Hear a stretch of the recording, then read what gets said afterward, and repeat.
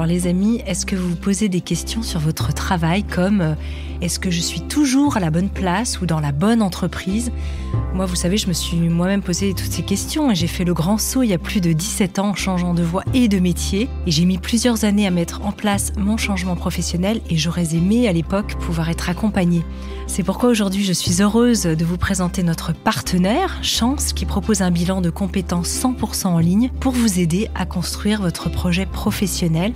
Avec Chance, vous alternez des activités en ligne et des visios avec un coach professionnel choisi sur mesure pour vous aider à renouer avec vos aspirations profondes. Et le petit plus que j'aime particulièrement et qui change tout, c'est la force et la présence de la communauté Chance. En résumé, un vrai accompagnement sur 12 semaines pour construire le projet pro qui sera en harmonie avec la personne que vous êtes aujourd'hui. Alors en plus, le parcours est 100% finançable grâce à votre compte personnel de formation. Alors les amis, je vous invite à prendre du temps pour vous et à profiter de cette saison propice au changement pour vous mettre en action. Rendez-vous dès maintenant sur le site chance.co pour faire le point gratuitement avec un conseiller et changer ce qui ne va pas ou plus dans votre travail.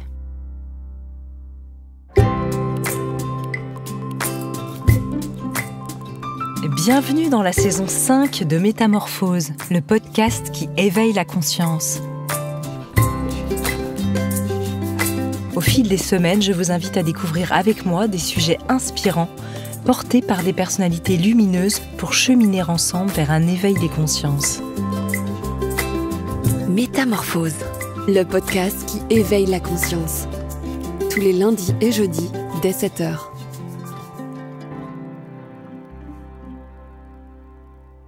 Nous avons tous en tête des couples modèles qui nous font rêver parce qu'on rêve de faire partie de cette tribu inspirante.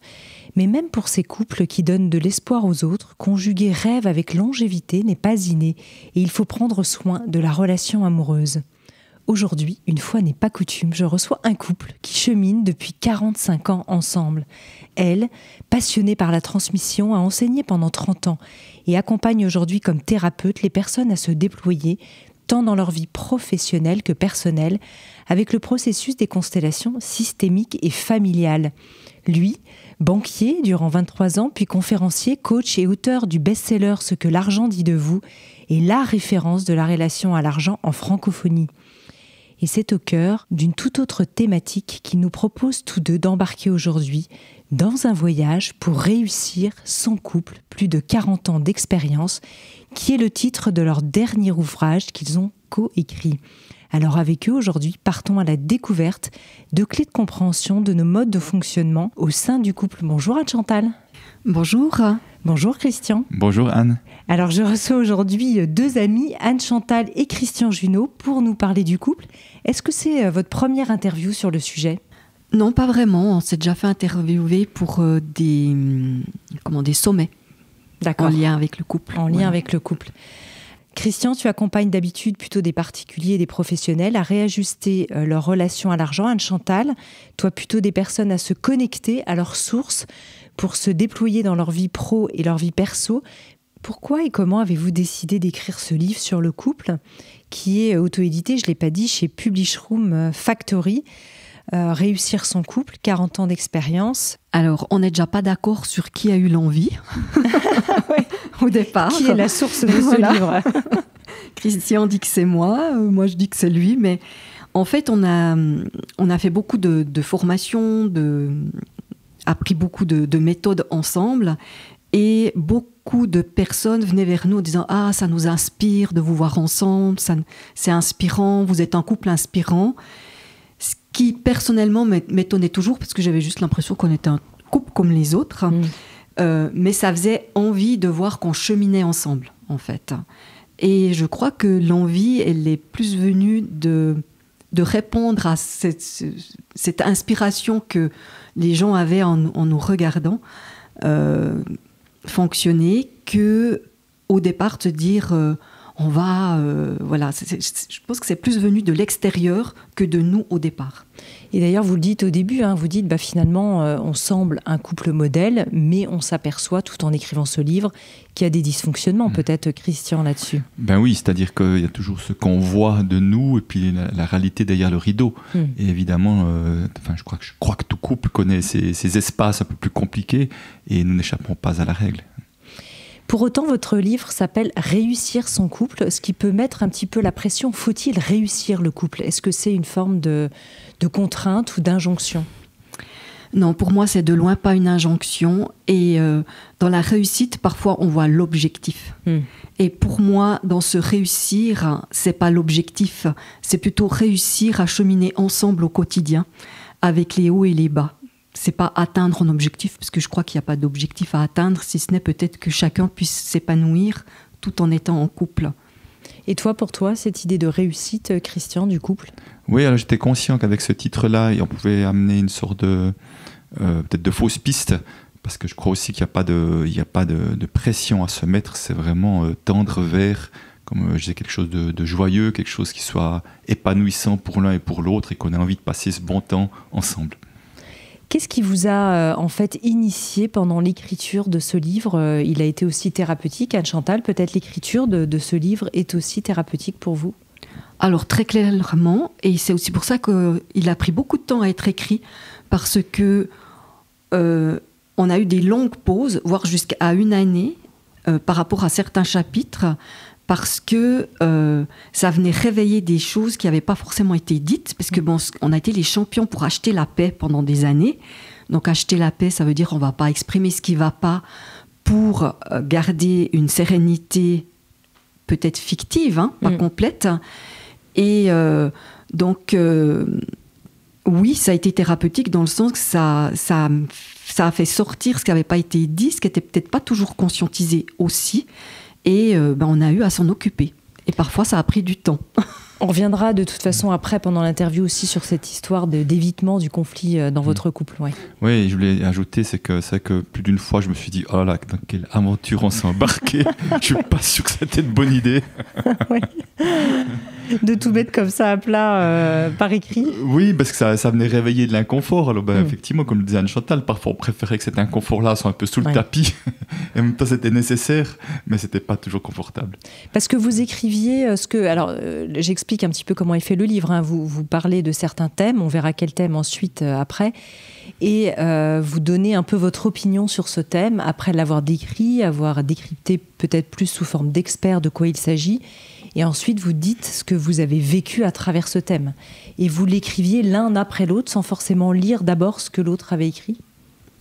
Effectivement, quand on partage notre expérience qu'on a vécue en lien avec le thème, en tout cas pour ma part, j'avais pas lu ce que toi tu avais écrit. Généralement, on le faisait chacun de notre côté. Et ensuite, on relisait, parce qu'il y avait quand même le respect de l'intimité de l'autre, et de voir si c'était OK ce qu'on avait partagé. Christian, on pourrait se dire que décidément tu aimes les sujets délicats, parce que l'argent c'est tabou, et finalement le couple c'est aussi quand même un sujet tabou, notamment sur tout ce qui est mis sous le tapis. Est-ce que toi qui es un expert de la relation à l'argent, tu vois un lien entre les deux ? J'aurais pas tendance à dire que le couple est aussi tabou que l'argent, mais il y a des sujets tabous dans le couple par contre, je dirais peut-être comme ça. Non, je dirais pas forcément qu'il y ait de lien direct entre les deux, si ce n'est juste d'oser s'exprimer avec ses problématiques d'argent, comme d'oser s'exprimer avec ses problématiques de couple. Donc c'est vraiment ce pas qui me paraît nécessaire et important. Au début de l'ouvrage, Anne-Chantal, tu parles aussi de cette vision qu'on a des contes et puis finalement de la relation peut-être un peu mythique qu'on a avec le couple. On rêve tous, peut-être chez les femmes, du prince charmant, chez les hommes de la princesse, et comment les mythes finalement, dans notre inconscient, ont la vie dure quand on arrive tout jeune, ce qui était votre cas dans le couple. Vous êtes rencontrés à 16 ans, c'est ça ? Alors, on s'est rencontrés vraiment pour la première fois à l'âge de 12 ans. Notre relation de couple a commencé, on avait 16 ans et demi. Après 2 essais, comme ça se passe à cet âge-là aussi, mais voilà. Pour moi, en tout cas, moi, ça m'a impacté parce que j'étais assez friande de romans d'amour. Le beau prince charmant, c'est l'amour fou, on vit que l'un pour l'autre. Et de pas être là-dedans, déjà parce que nous, on se connaissait depuis plus de 4 ans quand on s'est mis ensemble, donc il n'y avait pas cette découverte de l'inconnu, et peut-être cette intensité qu'il peut y avoir de l'inconnu. Et pendant des années, je me disais, mais est-ce que c'est vraiment ça, aimer ? Enfin, c'est resté une question pendant de longues années, même si je me sentais bien, même si il y avait un sentiment d'amour, mais je savais plus trop si c'était de l'amitié, si c'était de l'amour, si c'était... Voilà, ça me questionnait jusqu'à un événement où j'ai vraiment pris conscience que, oh oui, je tenais beaucoup à Christian et qu'il y avait vraiment de l'amour là derrière. Ouais. Et toi, Christian, comment est-ce que tu arrivais dans ce couple ? Quelles images tu avais un peu d'Épinal ou qui t'habitaient ? Alors, je ne sais pas si j'avais cette histoire de conte de fées, mais en tout cas, j'avais une forme d'idéalisation, un peu un doux rêveur, ce qui fait que chaque fois que j'ai une copine depuis l'âge de 12 ans, et c'était le cas, la même chose avec Anne-Chantal, je pensais que ça allait durer toute une vie. Tu vois, c'est jamais je m'entrais dans une relation pensant que ça allait durer 2-3 semaines ou un mois. Et pour moi, je me disais, si ça marche un jour, il n'y a pas de raison que ça ne marche pas demain et après-demain. Donc, c'est vrai que ça pouvait faire très peur, cette perspective tout de suite de voir loin. En tout cas, je sais que pour toi, ce n'était pas toujours confortable, que tu me voyais déjà avec mes grandes idées. Non, ça me faisait peur, vraiment. Et pour moi, j'ai jamais imaginé, quand on s'est mis ensemble à 16 ans et demi, que ça allait perdurer aussi longtemps. Parce que je crois que je ne serais pas partie sinon. Ça m'aurait fait beaucoup trop peur. Ah oui. Alors pour recontextualiser vos débuts, vous emménagez finalement ensemble assez rapidement. Vous êtes assez jeune. À ce moment-là, Christian est encore étudiant. Et toi, Anne-Chantal, tu es déjà dans la vie active. Tu es enseignante et tu exerces déjà ton métier. Oui, en fait, ça faisait quand même déjà plusieurs années qu'on était ensemble, d'ici que j'ai eu mon papier et puis que je puisse travailler. Et on avait hâte de vivre chez nous, d'avoir notre chez nous. Et donc, sitôt que j'ai eu un travail et un salaire, on s'est cherché un appartement pour être ensemble et vivre de manière vraiment indépendante. Parce qu'avant, on a quand même fait pas mal de temps avec des bagages sans arrêt. J'allais chez lui, il venait chez moi... avec tout ce qui peut se passer, même si on s'entend bien avec nos parents, mais avec toute la pression qu'il peut y avoir parentale par rapport à plein de sujets où on n'a pas forcément, en tant qu'enfant, envie de faire la même chose que ce que papa et maman voudraient. Donc ça pouvait aussi amener des tensions cachées, bien sûr, parce que la paix, on ne l'a pas mis en place dans notre couple pour rien du tout. C'était bien ce qui se vivait aussi chez nos parents. Et c'était vraiment, pour moi, c'était joyeux. J'ai mis beaucoup d'énergie pour ça.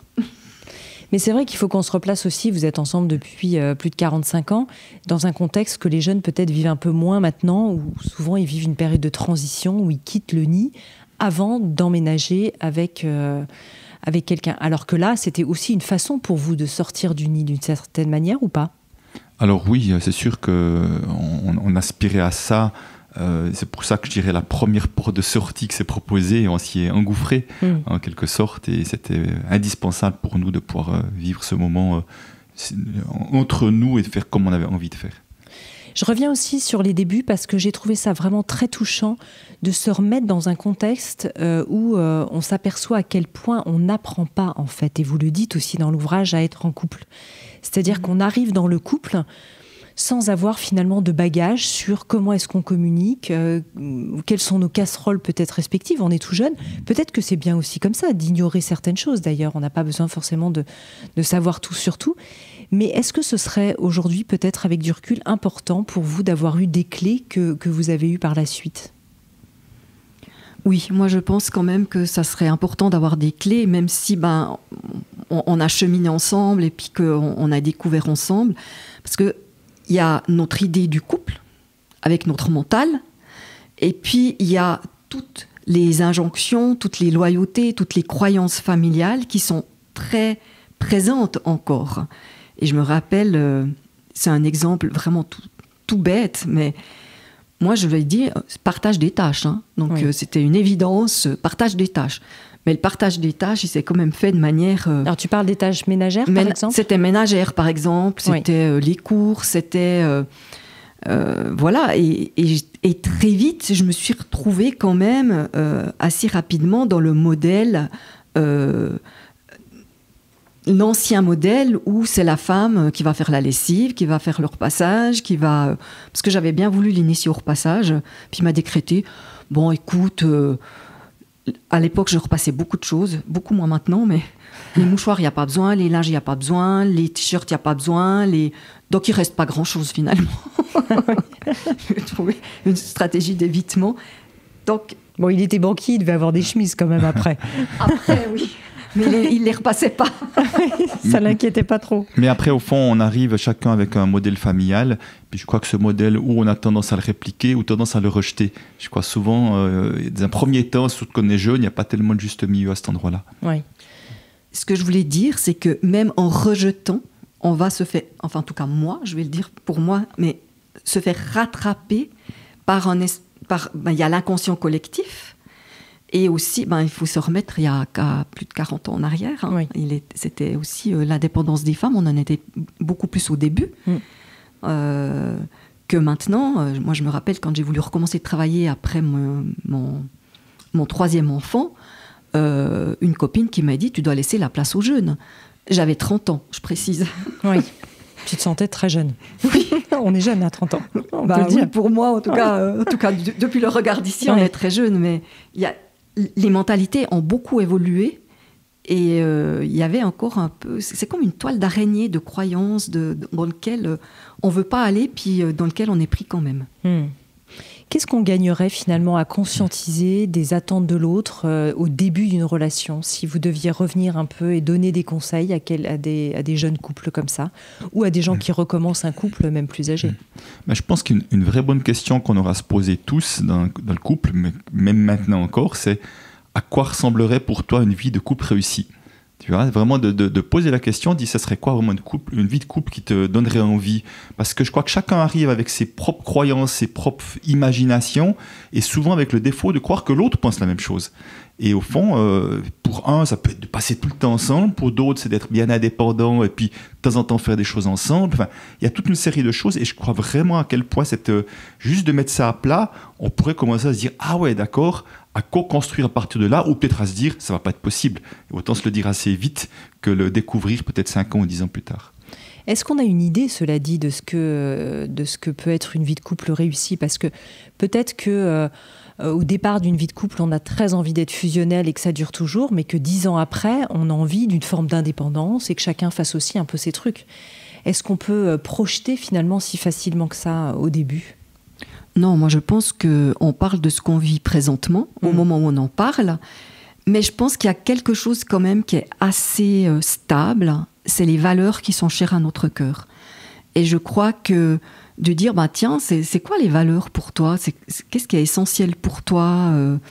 Et de partager ces valeurs, parce que je pense que on se retrouve inconsciemment parce qu'on partage certaines valeurs identiques. Et de pouvoir les mettre à jour peut être aidant aussi dans les moments plus difficiles de se rappeler quelles sont les valeurs qu'on a en commun et qu'on a eu envie d'honorer, je dirais, et de vivre ensemble. Vous avez fait des bilans assez réguliers comme ça dans votre couple de manière spontanée, ou c'est quelque chose qu'il faut presque programmer pour s'y tenir?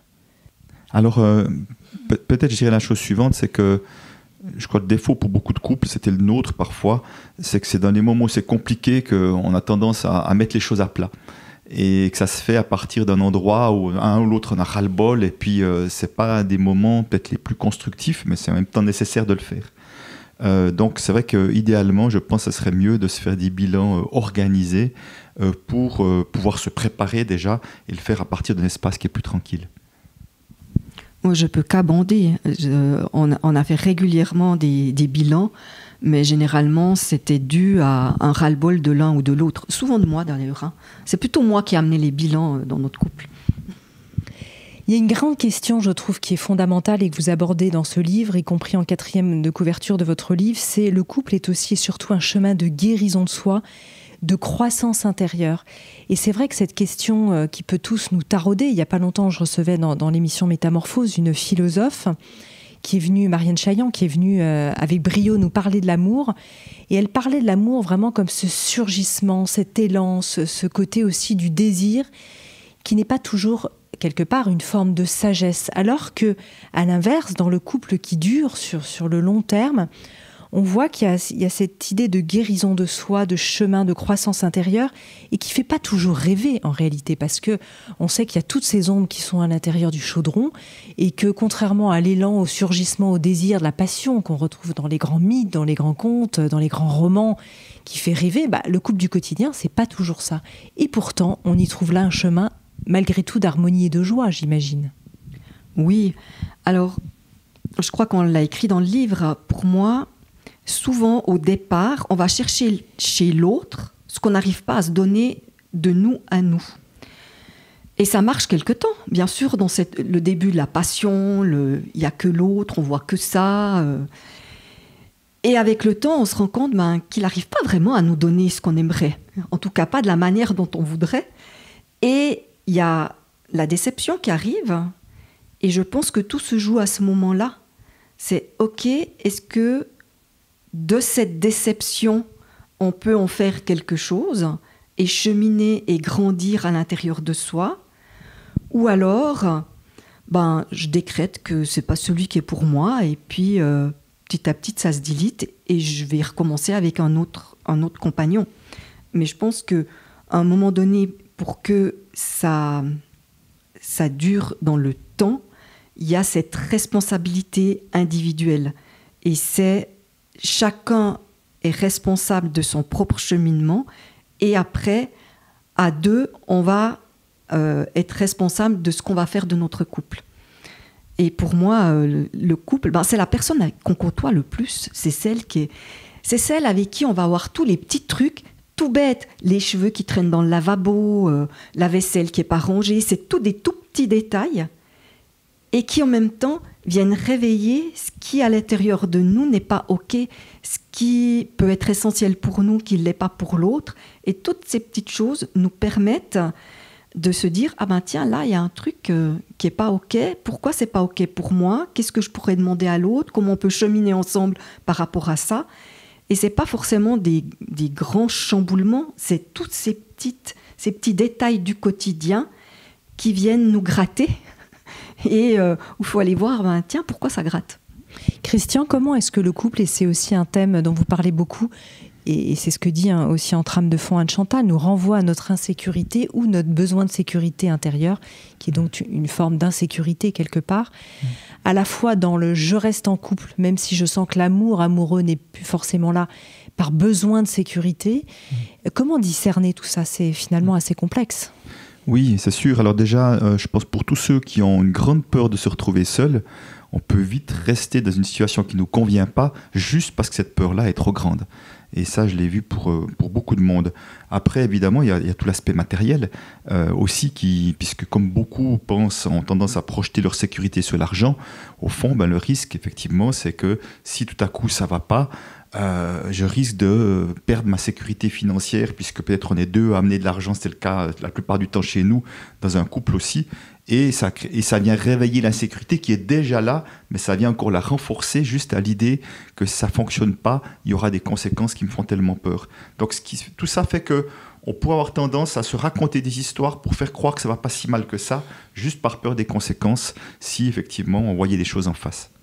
Ça, c'est des choses que vous avez expérimentées, vous, dans votre chemin? L'insécurité? Oui, moi, très fort, très fort au moment où Christian est allé voir ailleurs. Pour moi, ça a été...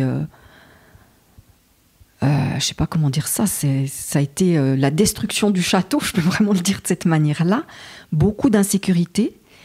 Et en même temps, je pense que c'est l'événement qui a été le plus fort pour aller me connecter à un amour inconditionnel. J'y suis pas tout le temps, c'est pas ce que je suis en train de dire, mais il y a un moment donné, ça a été un événement qui m'a permis d'aller au-delà de l'amour-affection, au-delà de cette sécurité que je pouvais chercher, et d'aller connecter réellement à cet espace du cœur, pas dans le cadre du cœur émotionnel, hein, qui est fluctuant, mais vraiment cet espace de ressources qu'on a à l'intérieur de nous. Tu abordes là un sujet, effectivement, je ne pensais pas forcément à ça en parlant de la sécurité, mais qui est la notion de cette fameuse fidélité dans le couple, qui serait peut-être aujourd'hui à redéfinir. D'ailleurs, qu'est-ce que la fidélité ? Qu'est-ce qu'être fidèle à son couple ? Est-ce que ça veut dire être fidèle de corps ? Est-ce que c'est être fidèle dans une forme de vision du couple ? Comment est-ce qu'on peut aussi redéfinir aujourd'hui peut-être toutes ces notions-là à l'aune aussi du polyamour, hein, certains expérimentent ça dans le couple. On en parle peut-être de plus en plus en ce moment, même si on sait que dans les couples polyamoureux, souvent il y en a peut-être un des trois qui souffre plus que les autres, même quand les trois sont consentants. Qu'est-ce que cette notion de fidélité vous suggère aujourd'hui ? Je crois que derrière la notion de fidélité, comme d'autres notions d'ailleurs, il s'agit de mettre à plat ce que chacun entend par là.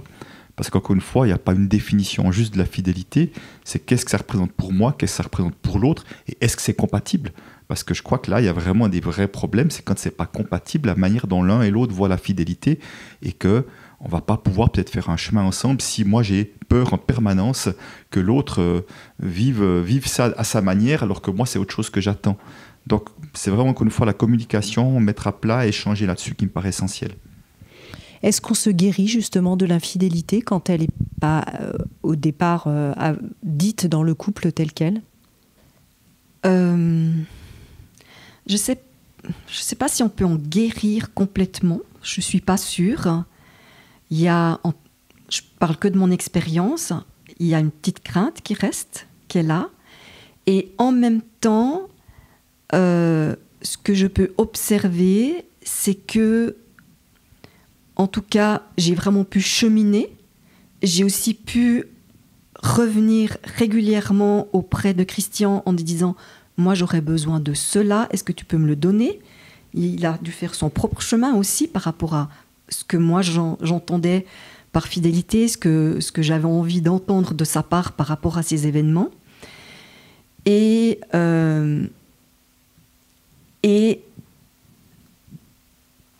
en tout cas, moi, j'ai grandi. Je vais le dire comme ça. J'ai vraiment grandi. J'ai vraiment aussi... je me suis dit, ah ben tiens, est-ce que je pourrais vivre seule ? Enfin, j'ai été traversée de plein de questions dans ce moment-là. Et ce que je trouve qui a été le plus compliqué pour moi, qui va peut-être paraître bizarre, c'est que qu'on soit un homme ou une femme trompé, dans la société, le message qu'on entend, c'est pas possible, ça doit s'arrêter là, et moi, je me sentais... Oui, que c'est la fin du couple. Ouais, exactement.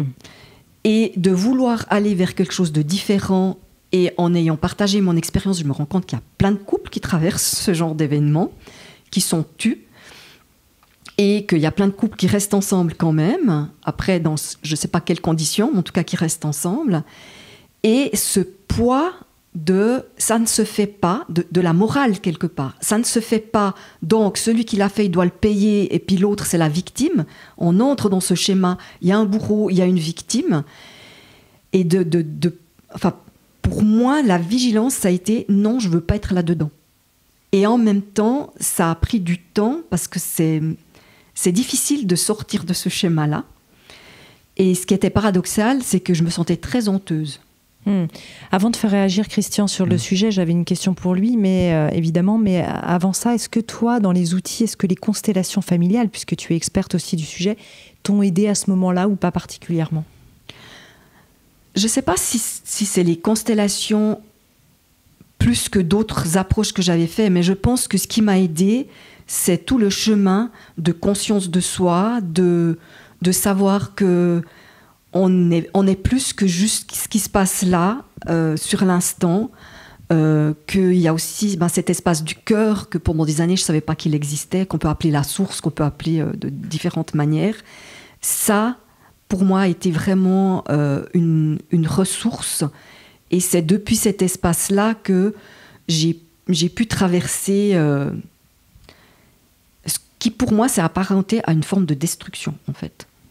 Quand tu parles de la source et de cette espèce du cœur, on a envie de te demander qu'est-ce que c'est, qu'est-ce que tu as découvert d'extraordinaire dans cet espace? En fait, pour moi, il y a une grande source et on est tous des parts de cette grande source. Et cette source, c'est un espace qui est d'amour, qui est de lumière, qui est de joie, qui est de paix, qu'on a là à l'intérieur de nous. Et c'est difficile d'en parler parce que c'est au niveau du ressenti que ça se joue, hein, c'est dans bien le sensible. sûr. Mais c'est notre part invisible quelque part. C'est notre part... on vit dans un monde duel et pour moi, on est toujours les deux choses. Donc, on peut être haine et amour en même temps. Et c'est de faire le choix, dans cette situation-là, qu'est-ce que je choisis? Et pour moi, de me dire, mais moi, je décide de choisir mon espace d'amour, mon espace de paix, mon espace... Ce qui n'est pas facile, hein, parce que les émotions sont quand même là. Mais c'est cette ressource-là qui m'a permis de... je te laisserai expliquer ce qui fait qu'à un moment donné, ça s'est posé, mais d'avancer dans ce chemin tout en étant bousculé, mais en sachant qu'il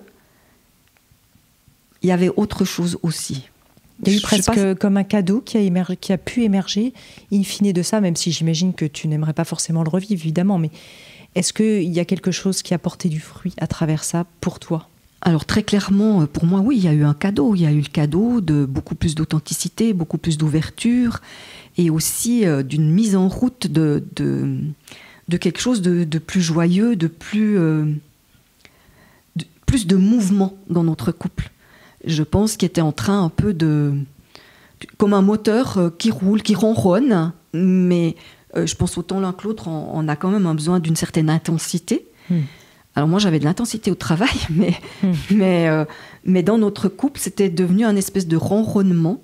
Et ça est venu ça a été un choc électrique. Un coup de pied dans la fourmilière. Voilà, qui était le bienvenu. Oui, toi, de ton côté, Christian, je sais qu'on en a aussi parlé de ce sujet ensemble hors antenne, mais ça a été quand même pas évident pour vous, en tant que couple, de le passer aussi à l'écrit, sachant que vos enfants aussi allaient lire ce livre, peut-être vos parents, vos amis, et que c'est des choses intimes qu'on n'a pas forcément envie d'étaler, entre guillemets, sur la place publique. Alors oui, c'est vrai que c'était un choix à un moment de le faire en disant mais c'est un thème qui est tellement... dont tellement de couples est confronté à ça ou a peur de ça, que si on a décidé d'en parler... c'était parce que ça peut être utile de faire des miroirs, de permettre d'avoir des échanges et tout. Et effectivement, potentiellement, ça peut venir heurter, je dirais, l'image de moi, mais tout ça, c'est que de l'ego. Je me suis dit, au fond, la contribution que ça peut amener de s'ouvrir de ce vécu-là, pour moi, est plus précieuse que finalement le retour qu'on va faire sur moi à ce moment-là. Qu'est-ce que ça t'a fait traverser, toi, par rapport à Anne-Chantal? Elle disait tout à l'heure, peut-être que Christian, tu auras envie d'expliquer ce que ça a fait aussi pour toi. Tu es ressorti aussi grandi de cet épisode ou de ces épisodes? Alors, je ne sais pas si le mot grandi, c'est le mot que je mettrais comme ça, mais en tous les cas, ça m'a permis de percevoir chez Anne-Chantal ce qu'elle a décrit, même je peux vraiment l'avoir vécu, qu'il y avait un amour pour moi dont je n'avais jamais imaginé qu'il était aussi grand que ça. Et c'est comme si dans ce moment-là, elle avait révélé quelque chose que j'étais waouh, quoi, à un moment donné, puisque j'étais vraiment dans un conflit de choix, en quelque sorte.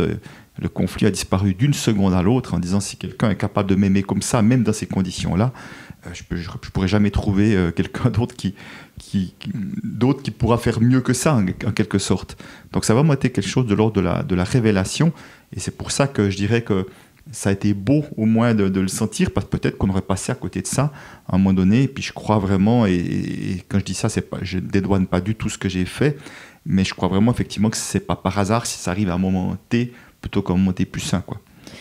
Tu as peut-être aussi touché quelque part à ce moment-là un besoin d'amour dont tu avais besoin de te sentir aimé, que tu n'avais peut-être même pas soupçonné.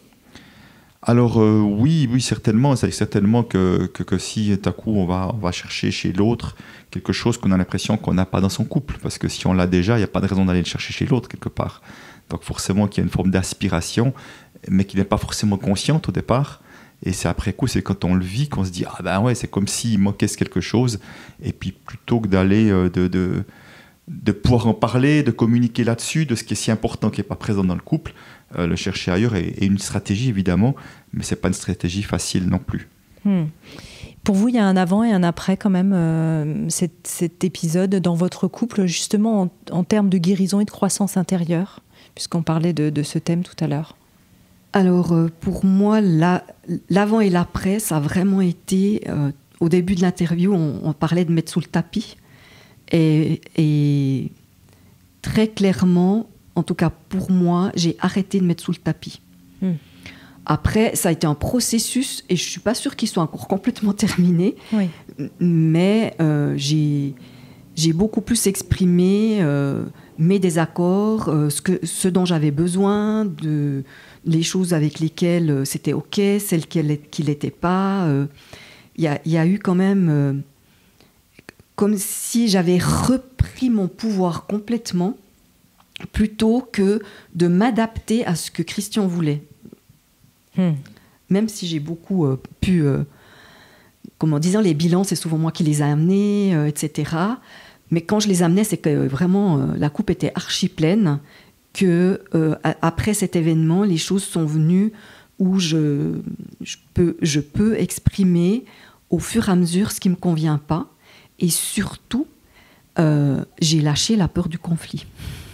Alors oui, on avait dit qu'on y reviendrait sur cette peur du conflit. Là, il y a des outils aussi peut-être qui vous ont aidé, notamment la communication non violente, apprendre à exprimer vos besoins. Quel est mon besoin dans cette situation, Christian, ça vous a beaucoup aidé. On a le sentiment, quand on lit votre livre, en tout cas c'est le mien, que souvent c'est effectivement Anne-Chantal qui vient te chercher comme ça sur des sujets. Elle vient de le dire d'ailleurs à l'instant, de faire un bilan, de chercher à communiquer. On peut retrouver ça dans les archétypes du féminin de manière générale, chez la femme. Oui, alors c'est vrai que la difficulté à aller me connecter à l'intérieur de moi, ça a été, en tout cas, a été présente et peut encore l'être parfois avec certains mécanismes de défense. Donc c'est vrai que la communication non violente, en tout cas, m'a aidé à faire le point avec moi-même, d'aller chercher effectivement les sentiments, quels besoins ils venaient réveiller, en général des besoins qui n'étaient pas nourris. Et c'est vrai que je pense qu'il y a été la force, et aussi merci à Marshall Rosenberg pour ça. Déjà deux choses. La première, c'est quand il disait mais le jeu qui est le plus joué au monde, c'est le jeu de qui a tort, qui a raison. Donc déjà, juste ça, de se voir de temps en temps, de se dire ah, on est en train de faire ce jeu-là, on arrête tout de suite parce qu'on sait très bien que ça ne donne à rien. Et puis après, c'était notre capacité, chacun, de dire ok, on va chacun faire le point de son côté, on va mettre de la clarté intérieure de son côté, et on va revenir échanger en parlant de soi, en cessant de parler de l'autre, tu vois. Voilà ce que j'ai vécu, voilà ce que ça a dû réveiller chez moi, voilà ma difficulté. Et là, tout à coup, on peut commencer à communiquer de manière constructive dès le moment où on parle de soi, qu'on arrête de parler de l'autre. J'ai envie d'ajouter, quand il disait cette difficulté à aller mettre des mots sur ce qu'il vivait à l'intérieur de lui, pour moi aussi, le chemin, ça a été de vraiment réaliser que c'est pas qu'il voulait pas partager, c'est qu'il y a des moments où il peut pas. Et que c'est pas contre moi, c'est pas parce qu'il a pas envie, que juste... Et ça t'arrive de me dire, je suis désolée, mais je peux pas t'en dire plus. Et avec mon énergie quand même d'hypersensible et féminine aussi, il y a des moments où j'aurais envie d'aller... titiller. J'aimerais aller titiller, ouais. J'aimerais que ça aille un peu plus loin. Et juste d'accueillir le fait que, pour l'instant, à cet endroit-là, pour lui, c'est pas accessible. C'est tout. Et que ça sert à rien que j'aille encore plus titiller. Alors vous avez... Et peut-être juste une chose, j'irai plus loin, c'est que dès le moment où j'ai vu elle peut accueillir ça, en général, ça me permet d'aller plus loin. Oui, alors justement, c'est ce que j'allais dire, parce qu'on le voit très bien dans votre systémie, par exemple, de tâches ménagères dont tu parlais tout à l'heure, qui était un sujet vraiment important pour Anne-Chantal, que sa maison, son intérieur soit vraiment en ordre, propre, etc. Et que toi, c'est pas que tu voulais pas que ce soit pas propre, mais ça te passait au-dessus, c'était pas dans tes priorités. Et que là, on voit vraiment tous ces ajustements qu'il y a eu à ce niveau-là, à la fois toi comprendre l'hypersensibilité d'Anne-Chantal à ce sujet-là. Et puis toi, Anne-Chantal, tu as réalisé aussi certaines choses en disant finalement, quel est mon besoin sous-jacent derrière cette envie de propreté et d'ordre à l'intérieur de moi? Ça a vraiment été ça pour moi. Il y a eu, et ça, c'est grâce à la communication non violente. C'est qu'à un moment donné, en tant que maman, j'avais l'impression que je mettais de l'ordre, de la propreté, surtout de l'ordre, je suis plus sensible à l'ordre qu'à la propreté. Je vivrais pas dans une maison sale, entendons-nous, hein, mais c'est plus la beauté, le côté aussi esthétique. C'est le côté beauté, voilà, vraiment. Et c'est vrai que qui que ce soit qui nettoie dans la maison, quand les autres arrivent, ils vont forcément amener un peu de désordre, un peu de saleté, ou j'en sais rien, quoi. Et j'avais l'impression que je faisais tout pour les autres et qu'il n'y avait pas de respect. Jusqu'au jour où j'ai pris conscience, mais en fait, je le faisais pour moi. Parce que c'était moi qui avais besoin d'un minimum d'ordre, de propreté, parce que j'ai besoin de cette beauté. Moi, j'appelle ça de la beauté. Et cette beauté me permet de me poser, de me sentir en paix, et de savoir que finalement, je le faisais pour moi. Ouais, j'ai pas complètement lâché prise, faut pas rêver, hein. Je confirme. Mais quand même, ça m'a m'a amené... Je vais venir voir amené... qui fait les carreaux. Ça m'a quand même amené dans une dynamique complètement différente par rapport aux tâches ménagères. Christian, tu voulais ajouter quelque chose ? Non, je crois pas. Je crois qu'effectivement, c'était précieux pour moi qu'elle puisse prendre conscience de ça, parce que comme tu le dis, on n'a pas les mêmes critères. Et puis tant qu'un impose un critère à l'autre, ça va toujours rester quelque chose de compliqué si l'autre le fait en dépit de ce qui est important pour lui. Alors c'est vrai que dans ce livre, vous abordez beaucoup de thématiques, les enfants, l'éducation, la place du travail, la famille, la belle famille, l'argent, les loisirs. On ne va pas tout passer en revue. Un point peut-être important dont j'aimerais reparler, c'est la relation à l'argent. Alors vous dites que vous êtes plutôt tous les deux un peu type écureuil, donc vous vous retrouvez bien à ce niveau-là, vous êtes plutôt assez économe, il n'y a pas un qui jette l'argent par les fenêtres et puis l'autre qui essaye de faire des économies. Et pour autant, quand Christian s'est installé pour devenir indépendant, je le disais en introduction, tu as été banquier pendant 23 ans, donc une forme d'extra-sécurité dans la banque, en plus en Suisse. C'est la super sécurité dans une très grande banque suisse. Et puis là, d'un seul coup, du jour au lendemain, Christian, du jour au lendemain, peut-être pas, il y a eu un processus, j'imagine, mais il se met quand même à son compte. Qu'est-ce que ça a soulevé l'un chez l'autre par rapport à cette peur liée aussi à la situation financière ? Ah, moi, ça m'a terrorisée, hein. Vraiment. À l'époque... T'avais quel âge à ce moment-là, Christian, quand tu as passé le pas ? 49 ans. D'accord, oui. Donc, tu n'étais pas, entre guillemets, jeune, dans le sens entrepreneur. C'est plus rare, les reconversions d'entrepreneurs, un peu plus sur le tard. Aujourd'hui, je ne sais pas, parce que je crois qu'il y a toutes sortes qui se passent, mais en tout cas, c'est vrai qu'à l'époque que tu avais fait aussi longtemps, en général, tu allais y rester jusqu'à la retraite. C'est ça. Alors, on avait les 3 enfants aux études. Je travaillais à temps partiel et il avait une détermination que je me suis rendu compte. Je suis une bonne négociatrice, mais que là, j'ai même pas essayé, quoi. Ah oui. J'ai même pas essayé parce que c'était alors il y avait un projet d'une fois peut-être devenir indépendant. C'est quand même son licenciement qui a fait que d'un jour à l'autre, ça a été ok. Moi ça m'arrange d'être licenciée et je pars comme indépendant. Et là, j'avais quand même conscience que j'avais pas envie de lui faire porter mon insécurité, qui était vraiment grande, et j'ai décidé de reprendre le travail à 100%. Pour le laisser tranquille avec son projet et me rassurer moi-même. Après, je projetais toujours la sécurité sur l'argent. Hein. Je n'avais pas dépassé ça. Mais je pense qu'il y avait un manque de confiance dans la vie. Pour moi, c'était un saut dans le vide. Hein. Moi, dans ma famille, il n'y a pas d'entrepreneur. Ce que je veux dire, c'est que ça soit... mes frères, que ça soit mes cousins, cousines, et j'en ai beaucoup, mes cousins, cousines, plus de 30, juste comme ça pour dire. Ah oui. Il n'y a personne qui est entrepreneur. Donc, c'était mais ça va être quoi ? Tu sortais d'un schéma familial, là. Complètement. Et j'avais... Le seul exemple que je connaissais, c'était son papa. Et franchement, ça ne me faisait pas envie, hein. Ah bon, dit comme ça ? Non, mon papa a fait 2 faillites aussi, il a beaucoup travaillé. D'accord. Il a fait 2 fois 2 faillites, il travaillait énormément. Et moi, j'ai quand même... la famille, c'est quelque chose qui est important pour moi. Et j'avais quand même envie d'avoir encore un mari qui était un peu à la maison. Donc, Donc, il y avait beaucoup de craintes là derrière. Ouais. Justement, pour terminer sur ce sujet-là qui est vraiment important, moi j'ai vu autour de moi énormément de couples qui ont aussi éclaté au moment où il y en a un des deux qui veut être indépendant, et peut-être que là il y a un défaut de communication sur comment est-ce qu'on s'organise à l'intérieur de notre systémie justement pour soutenir ce projet? Est-ce qu'on est en phase les deux avec le fait qu'il y en ait un qui parte faire ce projet et que l'autre puisse être en soutien financier mais aussi psychologique? Comment est-ce que toi tu joues avec ton insécurité? Et parfois, ça se fait un peu comme ça. Hop, il y en a un qui part, qui se met en indépendant, et ça met l'autre tellement en insécurité que c'est pas gérable en fait pour le couple. Christian, peut-être sur ce sujet. Oui, alors tu as raison. Et si tu veux, le risque, c'est quoi? C'est qu'il y en a un autre qui a l'impression de se sacrifier pour l'autre en disant « je continue de bosser dur, voire de souffrir pour ramener l'argent à la maison », pendant que l'autre s'éclate peut-être, ou en tout cas essaie de s'éclater et ramène pas grand-chose d'argent à la maison. Donc ça peut créer des tensions, surtout si ça dure. Si c'est juste une année ou deux, ça peut aller, mais parfois, malheureusement, ça dure. Et puis là, ça va créer des tensions qui sont insupportables, avec l'impression qu'il y avait deux vies, qu'il y a deux vies différentes, si tu veux. Et aussi longtemps qu'un a l'impression de sacrifier pour l'autre, si c'est momentané et conscient, ça va, et que c'est discuté entre eux, mais si un autre porte un poids, un fardeau qui est trop lourd, ça peut que générer des conflits et poser des problèmes.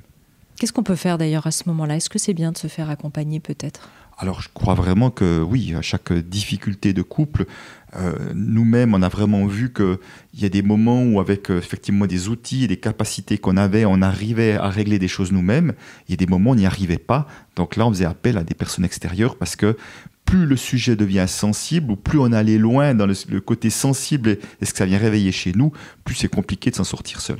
Peut-être sur le sujet de la sexualité, on a parlé de la fidélité tout à l'heure, sur la sexualité, sans rentrer évidemment dans votre intimité, c'est pas le propos de cette interview, de ce parcours-là, mais c'est vrai que là encore, et vous le dites, c'est très intéressant d'ailleurs dans le livre, vous parlez de la docteure Catherine Solano, qui est sexologue, qui dit qu'il y a des idées reçues qui sont toxiques sur la sexualité des couples.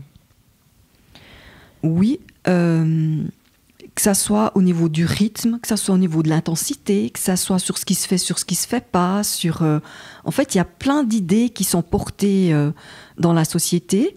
Alors, il y a les idées romantiques qu'on va trouver dans les livres, plutôt justement les romans d'amour, mais il y a aussi des idées qui viennent plus du côté pornographique. Et ça... Eh bien, ça veut dire, comme toute chose, chacun arrive avec ses idées de comment ça devrait être. Et avec peut-être une pression de « ça doit être comme ça ». Et je crois que là aussi, je pense que la communication, pour moi, c'est le fil rouge tout le temps.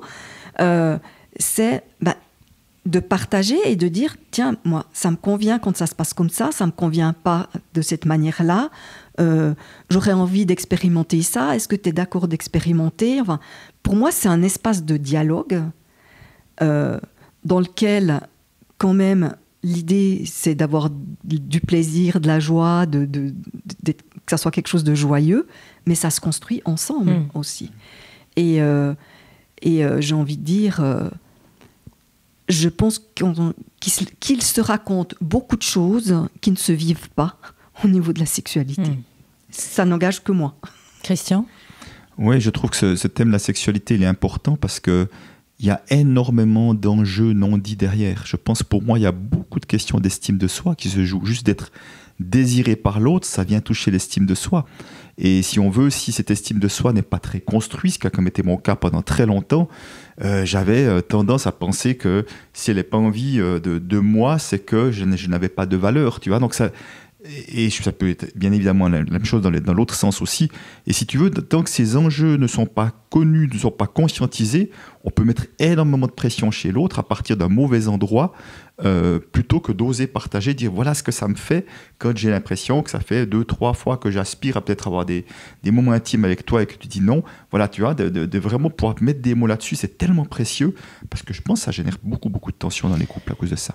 Toi, chez toi, Christian, et merci pour votre liberté de partage à ce sujet, qu'est-ce qui a fait que tu as construit cette estime de toi qui t'a permis d'être plus en sécurité dans ce domaine, mais aussi dans d'autres peut-être? À quel moment tu as réalisé que cette faible estime que tu avais de toi-même, qui certainement venait aussi de ta construction liée à ta famille, etc., était un poids dans votre couple? Alors, je ne sais pas s'il y a eu un événement marquant, je ne pense pas. Mais en tous les cas, si tu veux, ma difficulté à prendre la parole, qui peut être autant que je faisais des études, autant que j'étais au travail, que dans le couple, montrait qu'effectivement, il y avait beaucoup de peur chez moi et qu'au fond, j'avais de la peine à croire que ma parole avait du poids, avait de l'intérêt. Tu vois, j'ai fait un petit bout de chemin avec le métier que je fais aujourd'hui. Oui, j'allais dire, parce que je vous rappelle que quand même, Christian Junod est un conférencier international qui maintenant est vraiment un grand spécialiste au niveau même européen de la relation à l'argent, qui s'exprime sur des scènes. Voilà. On ne peut pas croire quand tu dis ça, effectivement. Oui, mais c'est vrai, tu sais, mais je n'ai pas posé une question en 4 ans à l'université, pour te dire. Tellement j'étais traumatisé à l'idée que ce que je dis n'avait pas de sens, était mal vu, que je sois ridiculisé, je ne sais pas quoi. Donc ça montrait vraiment une construction intérieure qui était vraiment quand même pas très solide. Donc je crois vraiment que ce qui aide, c'est d'oser de sortir de sa zone de connu pour oser faire des pas à l'extérieur, oser faire des choses qu'on n'a pas l'habitude de faire. Et ça peut être de toutes sortes, hein. Ça peut être d'oser faire un nouveau loisir, d'un art, mais juste oser nommer quelque chose, oser aller dire ou demander quelque chose. Donc c'est toute cette multitude de pas qui fait que souvent on se rend compte que ça se passe beaucoup mieux que le film qu'on se fait, qui est un film d'horreur en général. Et à force d'accumuler des choses comme ça, j'ai pu voir effectivement petit à petit que je portais des choses qui avaient de l'intérêt, de la valeur, et que les autres me le renvoyaient, parce que souvent ça commence par les autres avant qu'on puisse le voir chez soi, et petit à petit habiter. Mais c'est vraiment un processus qui n'est jamais terminé, évidemment. Dans la sexualité, vous avez expérimenté aussi des stages, par exemple de tantra ou de slow sex. Vous avez le sentiment que ça vous a vraiment aidé ? Alors oui, moi j'ai vraiment le sentiment que ça nous a vraiment aidé, parce que justement, ça a permis de la discussion, de l'échange, et aussi de lâcher certaines croyances en lien avec ce que doit être la sexualité, et la richesse de se retrouver plusieurs couples ensemble, d'échanger et de réaliser, ils vivent les mêmes difficultés, je ne sais pas si c'est le bon mot, mais en tout cas les mêmes tensions que nous on peut vivre, de voir les partages des uns et des autres, plus d'avoir quand même un spécialiste, hein. C'est ce qu'on disait aussi, c'est d'aller chercher des personnes qui ont une expertise dans un domaine où tout d'un coup nous-mêmes on ne se sent pas bien. Donc pour moi, oui, très clairement, ça fait baisser les enjeux, je vais le dire comme ça. Oui, vraiment, c'est de sortir du tabou, effectivement, de ne pas en parler. Tu vois, comme si c'était... Bien sûr que c'est de la vie intime, mais le fait de ne pas en parler, on ne règle rien en n'en parlant pas. Et là, le fait qu'il y a une ouverture au niveau de différents couples, tout à coup, ça devient, je veux dire, un thème qui perd un peu de son importance, du poids qu'on peut mettre dessus. Intéressant. Alors, un autre sujet dont j'aimerais que vous me parliez, notamment peut-être Christian, c'est cette idée de personne source dans le couple. Toi, en tant que conférencier sur les problèmes de relation à l'argent, sur la relation à l'argent, pas forcément que les problèmes d'ailleurs, il y a aussi plein de solutions et plein de joies. C'est une notion à laquelle tu t'es formé avec Peter Koenig, que tu transmets énormément, qui est quelle est la personne source ou ressource source dans un projet. Et finalement, tu l'as appliqué au couple et je trouve ça vraiment fascinant. Oui, c'est vrai. Donc, de voir que dans tout projet, et le couple est un projet, évidemment, il y a une personne qui fait le premier pas dans l'idée de créer ce projet-là. Et qu'à partir de là, elle est porteuse de quelque chose de l'ordre de l'intangible. Elle est porteuse de ce projet-là. Donc, c'est clairement moi qui ai fait le premier pas vis-à-vis d'Anne Chantal pour créer ce projet couple. Et qu'à partir... Alors le premier pas, ça peut être quoi par exemple, pour simplement qu'on saisit bien, c'est le projet de demande en mariage, c'est je te donne la main au cinéma, c'est à quel moment? Alors oui, moi en l'occurrence c'était lui donner la main effectivement dans une salle de spectacle, t'as bien lu, bon souvenir. Oui, c'est ça. Mais je dirais en général, demander la main au mariage, c'est déjà même souvent le couple existe déjà si tu veux, mais juste de déclarer sa flamme, c'est déjà un projet, et c'est derrière le premier pas, il y a le risque, il y a un risque, et le risque effectivement c'est de donner un non, qu'on me rejette la main, et un risque qui est douloureux évidemment quand on a ce projet-là. Donc ce qui est important de voir, c'est qu'en tant que personne qui initie ce projet, donc il y a une vision de créer quelque chose, on est porteur de la couleur et de l'énergie de ce projet-là. Et effectivement, ce qui est intéressant de voir, c'est que dans notre couple, tout ce qui est les projets je dirais de bon temps ensemble, voire de faire évoluer le couple, la plupart du temps, c'est moi qui les ai amenés. Le tantra, d'ailleurs, c'est moi. C'était rare que ce soit les hommes qui amènent ça, ce que disait la spécialiste. Mais c'est moi qui, effectivement, dès qu'on a des vacances, des moments à passer ensemble, l'initiative vient de moi. C'est moi qui propose, je dis, j'aimerais bien qu'on se bloque des soirées de couple. Donc, c'est comme si moi, j'avais en tant que personne source, j'avais à mettre des idées, des pas en place au service du projet, en l'occurrence du projet couple. Et Anne-Chantal, pourtant, le couple, elle y tient aussi, mais c'est comme si ça ne lui venait pas l'idée de la même manière que moi. Alors ça peut peser sur la personne source, justement, parfois, alors pas forcément dans votre couple, mais je parle en général, de dire, s'il y en a un qui peut sembler être toujours un peu comme le moteur de ces moments-là. Alors oui et non, c'est-à-dire que je dis non dans le sens que dans le couple qui est un projet global, il y a des sous-projets. La maison en était un, donc Anne-Chantal est source du projet maison. Elle est pleine d'idées, elle sait toujours à quoi ça devrait ressembler, alors que moi j'ai zéro idée. Donc elle prend très bien sa place de source qui définit les prochains pas au service du projet maison. Et moi, effectivement, j'ai à définir les prochains pas au service du projet couple.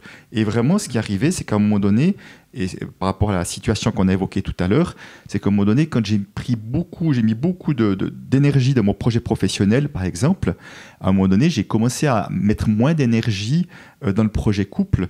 Et tu vois, je donne l'image du feu. Si tu cesses de mettre des bûches dans le feu va s'étioler. Et quelque part, je vois bien que j'étais responsable aussi de cesser de mettre de l'importance à ça et de continuer d'amener cette vibration dans le couple. Parfois, il n'y a plus forcément l'élan de nourrir le couple, non pas parce qu'il n'y a plus d'amour entre les protagonistes, mais parce que ça s'est un peu éteint, c'est un peu encéphalogramme plat, et puis qu'on est tellement occupé par des activités peut-être excitantes. Entre-temps, Anne-Chantal, on ne l'a pas dit, mais s'est mise évidemment à son compte. Après, est-ce que ça t'a fait vivre une petite sécurité, une petite insécurité? Tiens, je fais une petite parenthèse. Mais non, alors, pas du tout, puisque moi, c'était pas du tout un problème à ce niveau-là. Et moi, je dirais que je pense qu'aujourd'hui, c'était le moment clé pour notre couple, c'est le fait qu'elle se mette à son compte. Je ne suis pas sûr qu'elle était restée dans son métier d'enseignante, et moi qui vis une vie quand même particulière aussi, avec beaucoup de mouvements, si notre couple aurait pu durer avec autant de grands écarts. Anne-Chantal fait non de la tête, et je crois aussi, et que là ça nous a beaucoup réunis parce qu'on a des passions communes, on vit plein de choses en commun dans notre projet professionnel. Vous animez aussi des choses en commun. On anime parfois des choses ensemble, donc il y a vraiment quelque chose qui nous a réunis à travers des passions communes, donc pour moi c'était un moment clé et indispensable. Vous animez des stages de constellation familiale ensemble? Oui, alors on animait parce que depuis 2 ans, je les anime toute seule. Oui. Mais oui, on a animé des stages de constellation systémique et familiale. On anime la formation des experts de la relation à l'argent ensemble. On a fait une fois un atelier couple. Oui, je suis en train de lui dire, j'aimerais bien qu'on en refasse un, mais bon. Alors justement, pour revenir sur cette question de comment mettre du bois dans la cheminée, c'est vrai que parfois on a des vies qui sont tellement excitantes. Je parle du couple un peu long sur la durée. Effectivement, peut-être que chez des jeunes couples, ils se retrouveront moins dans ce qu'on est en train de partager. Mais chez des couples un peu plus longs, on peut vivre l'un à côté de l'autre et puis chacun être excité, être content d'être ensemble, mais moins nourrir la relation au quotidien.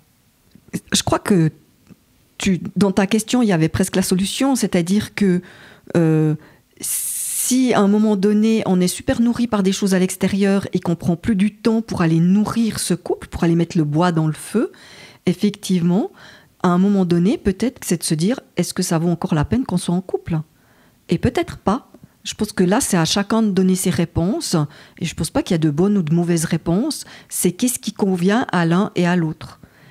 Ce qui peut se passer quand même parfois, c'est qu'il y en a un qui vit plein de choses, parce que ce qu'on a vécu nous, c'est que Christian, il voyageait, il voyait plein de monde, il s'épanouissait, plus que s'épanouissait. Je rentrais avec la banane. Il s'éclatait, il rentrait, il avait vécu plein de trucs super. Moi, mon travail, j'en pouvais plus. Pas parce qu'il me passionnait plus. Alors la dernière année, oui, très clairement, suite à un événement, mais sinon, j'ai toujours beaucoup aimé mon travail. Mais je brassais des problèmes au quotidien. Je veux dire, je travaillais avec des élèves en difficulté, avec des familles en difficulté, et dans l'institution elle-même, où j'étais responsable pédagogique, on avait beaucoup de difficultés. Oui, c'était compliqué, oui. Donc c'était, en fait, moi je ramenais que des problèmes. Vous étiez vraiment décalé. On était complètement décalés, et il était très contente que j'arrête, parce que ça faisait 2-3 ans qu'il me disait, t'es arrivé au bout, tu devrais arrêter. Mais moi, j'étais pas prête. Il y avait cette insécurité financière, le fait d'être indépendante. J'avais pas envie de dépendre de lui, financièrement parlant. Enfin, il y avait plusieurs choses qui se jouaient, qui n'étaient pas forcément conscientisées sur le moment. Intéressant. On s'approche de la fin de ce podcast, de cette émission. Peut-être on refera un tome 2 parce que j'ai encore beaucoup de questions à vous poser, notamment vis-à-vis des enfants, puis quand les enfants sortent du nid. Mais c'est aussi l'idée de ces podcasts, c'est qu'ensuite on puisse avoir votre livre comme ressource. Peut-être pour terminer, des outils, on en a parlé de certains. Tu as mentionné à un moment donné aussi Anne-Chantal le triangle de Karpman avec victime, bourreau, sauveur. Quels outils, puis la communication non violente, les constellations systémiques et familiales, quels outils vous ont vraiment apporté une grande différence l'un et l'autre, peut-être rapidement? Alors pour moi, je pense que la communication non violente, ça a déjà été le premier, parce que de pouvoir se parler, alors au départ, il faut prendre un temps, parce que chacun de son côté, parce que ça prend, déjà, faut apprendre, hein, c'est vraiment un apprentissage, c'est s'exprimer d'une manière très différente de ce qu'on a l'habitude dans notre société. Donc ça, pour moi, ça a été une chose. Et les constellations. Les constellations, pour moi, ça a été, je pense, c'est ce qui a le plus impacté, dans le sens où ça nous a vraiment permis d'aller libérer des bagages qu'on portait, qui ne nous appartenaient pas forcément, par loyauté, par des croyances. D'ailleurs, tu en as fait ton métier. Oui, une partie de mon métier, ouais. Et toi, Christian? Moi, j'ai envie d'ajouter, j'abonde sur ce que dit Anne-Chantal, j'ai envie d'ajouter le principe des effets miroirs. C'est d'aller voir que ce qui m'énerve chez l'autre est juste un miroir de partie de moi que je n'ai pas accueilli, avec lequel je ne suis pas en paix. Et donc, plutôt que cesser de s'énerver contre l'autre, c'est juste de dire, OK, l'autre est un merveilleux miroir et qui me permet de grandir, d'aller voir des parts de moi que pour l'instant, qui ne sont encore pas pleinement et inconditionnellement accueillies. Eh ben merci, un grand merci du cœur infiniment à tous les deux, Anne-Chantal et Christian Junod, pour cet entretien vraiment de cœur où vous vous êtes livrés, on peut le dire, avec toute votre lumière, votre vulnérabilité à cœur ouvert pour une meilleure qualité de relation. Votre dernier livre, qui est un voyage au cœur du couple, qui s'appelle Réussir son couple, 40 ans d'expérience, un peu plus même on pourrait dire, puisque ce couple a été édité il y a combien de temps maintenant? Peut-être un an? Ah non, le livre pas, mais c'est qu'on a mis expérience depuis le moment où on s'est mis ensemble au ménage, c'est ça. Mais on est ensemble depuis bien plus longtemps. Ouais. Chez Publishroom Factory, on peut le retrouver sur la plateforme de Publishroom. On peut aller aussi sur vos sites internet respectifs que je vais nommer pour retrouver cet ouvrage. On peut aussi en France le commander chez son libraire avec le titre, il est en auto-édition. Et nos auditeurs peuvent aussi vous suivre sur les réseaux sociaux pour en savoir plus. C'est junoconseil.com ou anne-chantal-junod.com. De toute façon, si on tape ça sur les moteurs de recherche, on vous retrouve évidemment très facilement. Est-ce que tu as envie de citer un de tes livres, peut-être à nouveau sur la relation à l'argent chez Erol? Oui, Ce que l'argent dit de vous, qui est mon livre best-seller, effectivement, chez Erol. Voilà, merci à tous les deux. Merci infiniment. Merci beaucoup, Anne. Si vous avez aimé ce podcast, n'hésitez pas à lui donner 5 étoiles sur Spotify et surtout abonnez-vous gratuitement sur votre plateforme préférée pour ne manquer aucun épisode. Découvrez mes invités en avant-première sur Instagram à l'adresse Métamorphose Podcast et abonnez-vous aussi gratuitement dès maintenant à la newsletter Métamorphose pour être au courant de nos conférences, ateliers et de nos dernières actualités. Pour ça, rendez-vous sur notre nouveau site www.métamorphosepodcast.com. Métamorphose, le podcast qui éveille la conscience. Par Anne Guéquière, tous les lundis et jeudis, dès 7h.